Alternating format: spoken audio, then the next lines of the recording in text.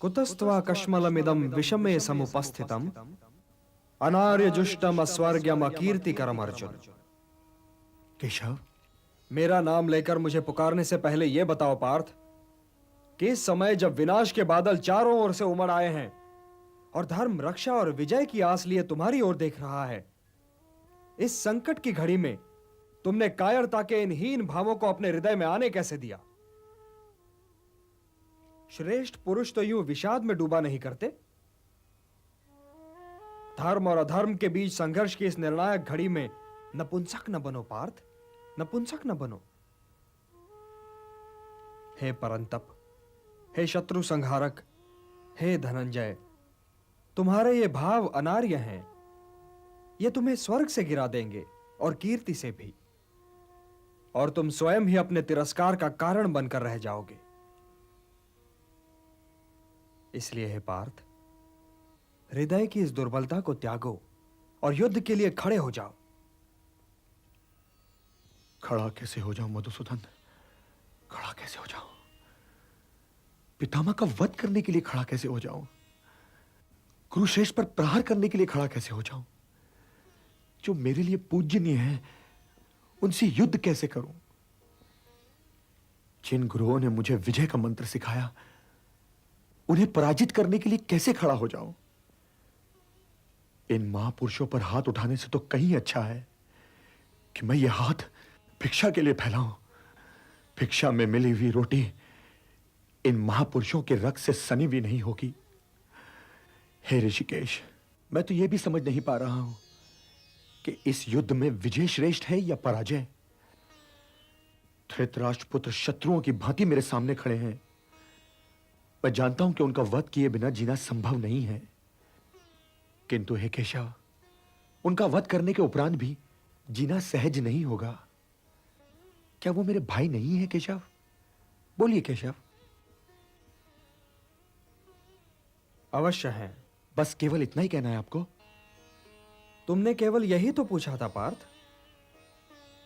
किंतु यह युद्ध संबंधों और नातों की स्थापना या पहचान के लिए नहीं है कुंती पुत्र।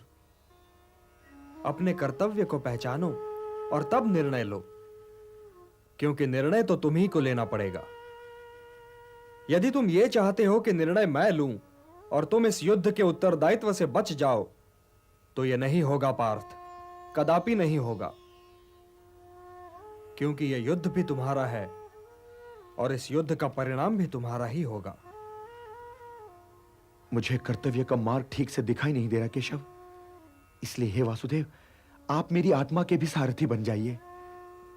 मैं जानता हूं कि मैं धर्म और अधर्म के बीच में खड़ा हूं, किंतु यह निर्णय नहीं ले पा रहा हूं कि धर्म किस ओर है और अधर्म किस ओर। मेरा मार्गदर्शन कीजिए केशव। इंद्रियों को सुखा देने वाले शोक से बचने का मार्ग दिखलाइए मुझे।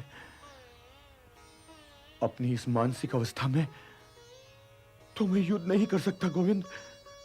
गोविंद, मैं युद्ध नहीं कर सकता। न योत्स्य से गोविंदम, न योत्स्य से गोविंदम, न योत्स्य से गोविंदम। अशोचानन्वशोचस्त्वं प्रज्ञावादांश्च भाषसे गतासून अगतासूंश्च नानुशोचन्ति पंडिताः। हां पार्थ, जो चले गए वे तो चले गए, और ज्ञानी तो न जाने वालों का शोक करते हैं और न ही उनका जो नहीं गए। वे तो न विगत के लिए शोक करें और न ही अगत के लिए। तुम्हारी शैली तो ज्ञानियों की ही है, किंतु बात तुम मूर्खों जैसी कर रहे हो। शोक करने से पहले यह तो देखो कि तुम जिनके लिए शोक कर रहे हो वे तो शोक के योग्य ही नहीं हैं। तो क्या पितामह या गुरुश्रेष्ठ आचार्य शोक के योग्य नहीं है केशव? यदि वे शोक के योग्य होते तो मैं ये कहता ही क्यों पार्थ। तुम इस सत्य को समझ लो पार्थ कि मूल तत्व शरीर नहीं आत्मा है, और मृत्यु उसकी यात्रा का अंत भी नहीं है, क्योंकि उसकी यात्रा तो अनंत है। मृत्यु तो केवल एक पड़ाव है पार्थ, केवल एक पड़ाव। सांस का अंत पवन का अंत नहीं है। यूं समझो पार्थ कि प्राणी तो पहले बालक होता है, फिर वो बालक युवा हो जाता है, फिर वो युवा वृद्ध और फिर मृत्यु। किंतु ये यात्रा तो शरीर की है। आत्मा तो इससे भी आगे जाता है। वो एक शरीर को त्याग कर कोई और शरीर धारण कर लेता है। इसलिए जो यात्रा मृत्यु पर समाप्त हो जाए वो तो केवल शरीर की यात्रा है पार्थ, केवल शरीर की यात्रा है। न जायते म्रियते वा कदाचित नायम भूत्वा भविता वा न भूयः अजो नित्यः शाश्वतोऽयं पुराणो न हन्यते हन्यमाने शरीरे।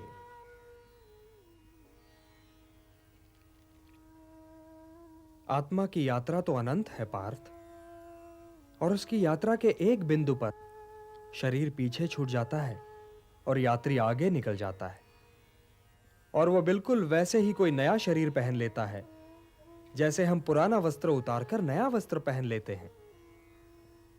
वासांसि जीर्णानि यथा विहाय नवानि गृह्णाति नरोपराणि तथा शरीराणि विहाय जीर्णानि अन्यानि संयाति नवानि देहि। हे पार्थ, विनाश तो आत्मा को छू ही नहीं सकता, तो फिर शोक कैसा? और किसके विनाश का? क्या वस्त्र के विनाश का? किंतु वस्त्र तो अमर नहीं होता, वो तो त्यागे जाने के लिए ही होता है। और आत्मा मरता नहीं, कभी नहीं मरता। किंतु वे जो सामने खड़े हैं, वे इस युद्ध के पश्चात सबके सब होंगे ना केशव? सबके सब होंगे ना? ये होना और ना होना क्या है पार्थ? क्योंकि वो समय तो कभी था ही नहीं जब मैं नहीं था, या तुम नहीं थे, या ये सारे लोग नहीं थे। और ना ही वो समय कभी होगा जब मैं नहीं होऊंगा, या तुम नहीं होगे, या ये सारे लोग भी नहीं होंगे। तो फिर तुम ये किस भ्रम में पड़ रहे हो पार्थ कि वर्तमान जीवन ही संपूर्ण जीवन है? वर्तमान जीवन संपूर्ण जीवन नहीं है पार्थ। हम थे भी, हम हैं भी, और हम होंगे भी। अब रहे ये सुख दुख, तो इनका क्या है? ये तो ऋतुओं की भांति हैं, आते जाते रहते हैं। हे कुंती पुत्र, जो सुख और दुख दोनों ही को समान समझे और उनसे प्रभावित हुए बिना ही उन्हें झेल जाए, वही स्थित प्रज्ञ है, और वही मोक्ष का अधिकारी भी है। मात्रा स्पर्शास्तु कौन्तेय शीतोष्ण सुख दुख दाह आगमापायिनो नित्यान तान तितिक्षस्व भारत। हे भारत, मारने या मरने की आशंका से मुक्त हो जाओ, क्योंकि मृत्यु तो केवल उसी की हो सकती है ना जिसका जन्म हुआ हो। आत्मा तो कालातीत है, काल से भी परे है पार्थ। जन्म तो जीव का होता है, आत्मा का नहीं।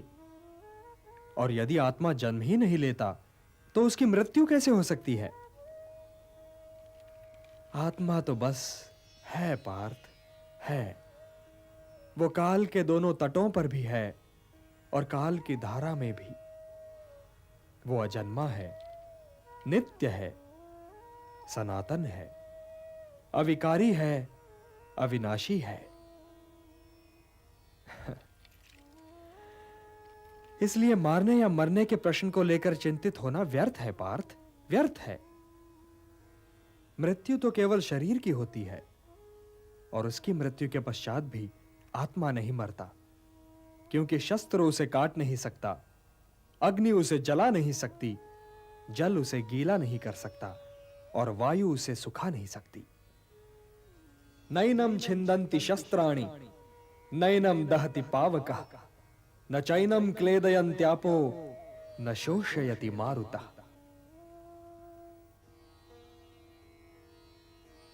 अब किस चिंता में हो पार्थ? हे जनार्दन, क्या मैं केवल एक आत्मा को पितामह कहता हूं? मैं अपने धूल में सने वस्त्र पहनकर एक आत्मा की गोद में घुस जाया करता था। वो जो श्वेत वस्त्र वाले वृद्ध योद्धा सामने अपने रथ पे खड़े हैं, क्या केवल वो एक आत्मा है? क्या उनके उस शरीर ने, जिसे आप आत्मा का वस्त्र कह रहे हैं, अनेक बार मेरे शीश पर आशीर्वाद देने के लिए हाथ नहीं धरा था? क्या वो वृद्ध ब्राह्मण श्रेष्ठ केवल एक आत्मा है, जिन्होंने मुझे धनुर्विद्या सिखाई है? केशव, मैं आत्मा के नित्य होने, पुरातन होने, अविनाशी होने को नहीं नाकारता, पर जिन शरीरों की मैं बात कर रहा हूं, वो शरीर भी तो मेरे कुछ लगते हैं ना।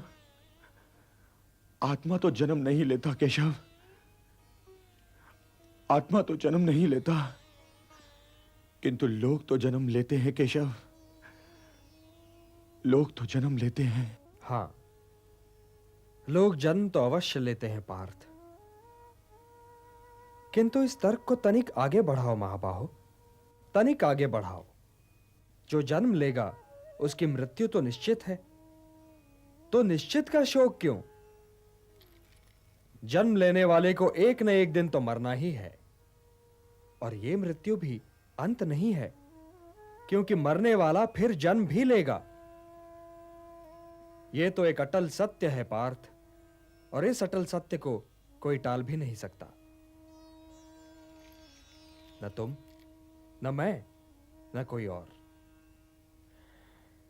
गंगा पुत्र भीष्म के पास तो इच्छा मृत्यु का वरदान है, किंतु मृत्यु तो फिर भी अटल है ना पार्थ। तो जन्म, मृत्यु और फिर जन्म की श्रृंखला में शोक का स्थान कहां है पार्थ? कहां है शोक का स्थान? जिन लोगों को तुम सामने खड़ा देख रहे हो ना पार्थ, वो इस जन्म से पहले भी थे, पर क्या थे ये तुम नहीं जानते। वो इस जन्म के उपरांत भी होंगे, पर क्या होंगे ये भी तुम नहीं जानते। उनका अस्तित्व तो इस जन्म और मरण के दो बिंदुओं के इधर या उधर है ही नहीं, और यदि है भी तो अज्ञात है, अव्यक्त है। अर्थात इस जन्म से पूर्व भी वो तुम्हारे लिए नहीं थे पार्थ, और इस जन्म के उपरांत भी नहीं होंगे। तो हे पार्थ, जिनके जीवन का अनिवार्य अंत ही मृत्यु हो, और उनके जीवन के इस अनिवार्य अंत को न तुम टाल सकते हो और न ही बदल सकते हो, तो फिर शोक काहे का, और शोक क्यों? ये पितामह, ये गुरुजन, ये सगे संबंधी, इनमें से किसी को भी तुम उनके इस जन्म से पूर्व भी नहीं जानते थे पार्थ, और न ही इस जन्म के उपरांत जानोगे। तब तो फिर इनके लिए शोक करना व्यर्थ होगा ना पार्थ, व्यर्थ होगा। अव्यक्तादीनि भूतानि व्यक्त मध्यानि भारत, अव्यक्त निधनान्येव तत्र का परिदेवना। हे पार्थ, स्वधर्ममपि चावेक्ष्य न विकम्पितुमर्हसि, धर्म्यात् हि युद्धात् श्रेयोन्यत् क्षत्रियस्य न विद्यते। इसमें आश्चर्य की क्या बात है पार्थ? जैसे फटना वस्त्र का अंतिम सत्य ठहरा है, वैसे ही मृत्यु शरीर का अंतिम सत्य है। तो फिर सत्य का शोक क्यों? मनुष्य शरीर और आत्मा नश्वर और अनश्वर का मिश्रण नहीं है। शरीर तो केवल आत्मा का एक साधन है। इसलिए शरीर की चिंता में पड़े बिना ही अपने धर्म का पालन करते रहना चाहिए पार्थ। किंतु यदि तुम अपने क्षत्रिय धर्म के विषय में सोच रहे हो पार्थ, तब भी तुम्हें युद्ध ही करना चाहिए, क्योंकि अधर्म के विरुद्ध अस्त्र और शस्त्र उठाना ही क्षत्रिय का धर्म है। और आज अधर्म धर्म के विरुद्ध शस्त्र उठाए सामने खड़ा है। इसलिए हे पार्थ, अपने क्षत्रिय धर्म का पालन करो। हे केशव, आपसे यही पूछने तो मैं आपको यहां लाया हूं कि मेरा कर्तव्य क्या है, कि मेरा धर्म क्या है केशव। और स्वयं तुम क्या हो पार्थ? स्वयं तुम कौन हो? मैं द्रोण शिष्य अर्जुन हूं। क्या इसके अतिरिक्त और कुछ नहीं हो? मैं कुंती पुत्र अर्जुन हूं। और मैं क्षत्रिय हूं केशव। यदि तुम क्षत्रिय न रहे होते पार्थ, तो द्रोण शिष्य भी न होते। और हे कौन्तेय, कुंती पुत्र होने के नाते भी तो तुम क्षत्रिय ही हो, तो तुम्हारी तीनों ही पहचाने क्षत्रिय पहचाने हैं। इसलिए क्षत्रिय धर्म ही तुम्हारा धर्म है, उस धर्म का पालन करो। अधर्म के विरुद्ध अस्त्र उठाना ही क्षत्रिय धर्म है, अन्याय और अनीति के विरुद्ध अस्त्र उठाना ही क्षत्रिय धर्म है। और यदि इस निर्णायक घड़ी में तुमने सत्य के पक्ष में और असत्य के विरोध में अस्त्र नहीं उठाए पार्थ, तो तुम्हारे धर्म के साथ साथ तुम्हारी उज्जवल कीर्ति भी नष्ट हो जाएगी। और यदि ऐसा हुआ पार्थ, तो केवल तुम्हारे विरोधी ही नहीं बल्कि संपूर्ण समाज तुम्हें कलंकित कापुरुष कहेगा और आने वाली पीढ़ियां तुम्हें कायर और पापी मानेंगी। इसलिए हे महाबाहो, विजय और पराजय, जीवन और मृत्यु, सुख और दुख के प्रश्नों में ना उलझो और युद्ध करो। यदि इस युद्ध में तुम्हारी विजय हुई तो पृथ्वी का राज्य और यश भोगोगे, और यदि वीर गति को प्राप्त हुए तब भी यश के साथ साथ स्वर्ग पाओगे। इसलिए हे कौन्तेय, उठो, सुख दुख, लाभ हानि, जय पराजय सबको समान समझो और युद्ध करो, कि यही तुम्हारा क्षत्रिय कर्तव्य भी है और मानव धर्म भी। हतो वा प्राप्स्यसि स्वर्गम जित्वा वा भोक्ष्यसे महीम, तस्मात् उत्तिष्ठ कौन्तेय, युद्धाय कृत निश्चयः।